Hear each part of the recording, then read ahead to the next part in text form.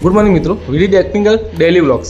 મિત્રો આજે અમારા વર્કશોપમાં આવી હતી ટાટા હેરિયર, જેની સીટ ઉપર તથા નીચે નથી થતી, આગળ પાછળ થતી હતી તથા બેકરેસ્ટનો ભાગ પણ આગળ પાછળ થતો હતો।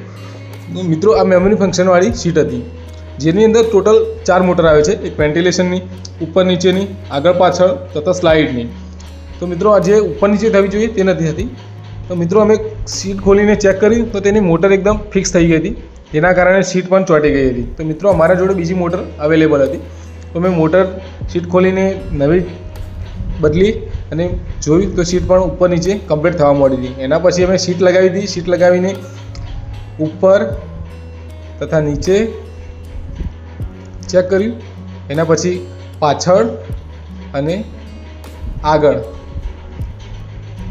આ રીતે અમે ચેક કરી લીધું, અને એના પછી પાછળ બેકરેસ્ટનો ભાગ પણ પાછળ અને આગળ આ બંને રીતે ચેક કરી લીધું। મિત્રો અમારા આવા ટેકનિકલી વિડીયો જો અમારી ચેનલને સબસ્ક્રાઈબ કરો।